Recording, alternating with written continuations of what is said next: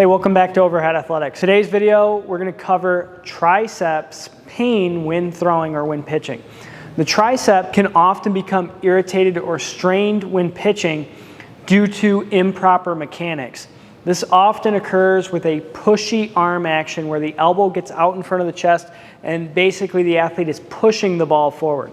That's not an efficient pathway to make the ball go as fast as possible, and it also leads to straining of the triceps muscle. So what we're going to show here is a few exercises to get athletes to, number one, retrain their triceps to make the triceps strong again, and strong in the position specific to the throw.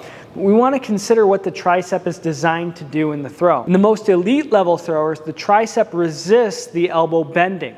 That's eccentric, meaning lengthening. So the tricep is lengthening, resisting the bend of the elbow. It's not pushing the arm straight or pushing the ball to the target.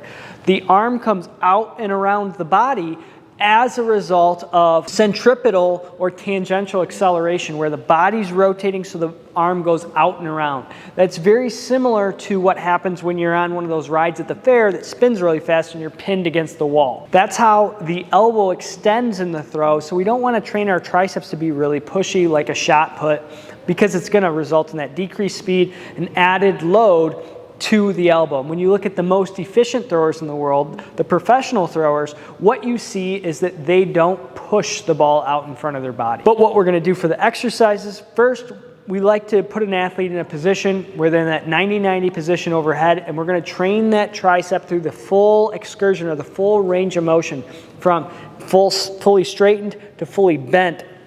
And having athletes control that range of motion, we put them in a lunge stance to make it more like the throw, and we have them turn their thumb down, which is exactly what happens as the ball is released in the throwing motion. On top of that, we'll take athletes and introduce them to more plyometric variations where they're using a rebound or a gel-filled ball off the wall. Very effective technique. You can also use a sand ball or a plyo-care ball if it's a little bit heavier. In this scenario, we're using a 2-pound ball. This tricep push off the wall makes us resist elbow flexion and elastically recoil back into pushing the ball to the wall. That's an exercise we use, but sometimes athletes don't tolerate these sorts of exercise, and we like to regress it. So what we'll do with the regression is we'll add in a push down below the waist. Sometimes that's very effective in having athletes start to load the tricep without putting it in the overhead position, which sometimes can aggravate a strained tricep. We'll also have athletes use isometrics. We've done a video on this in the past, so check it out, where the hand is against the wall and I just hold that position against gravity. I can also put a ball into the hand to make it a little more specific to the throw and start to work the forearm as well. And then as athletes progress, I can use different ranges of motion or put them in different positions to strengthen different areas of the tricep.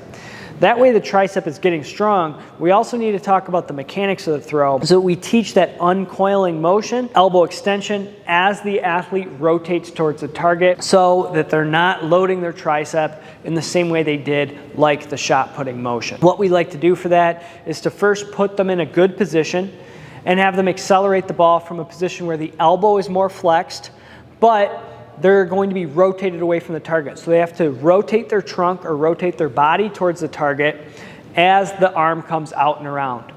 In addition to that, what we can sometimes use is variations of the throw where we have the athlete pivot or rotate from facing away from the target.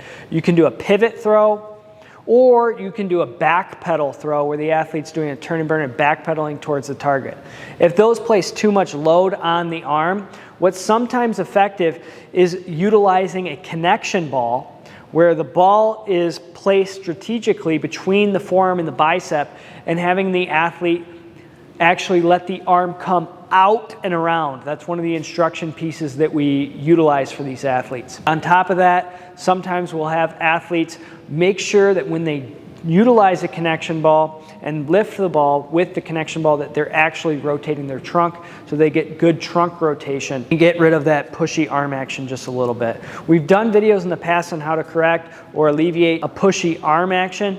Make sure to check those out on our channel, and if you like the video, hit the thumbs up, subscribe to the channel, and we'll see you guys in the next video.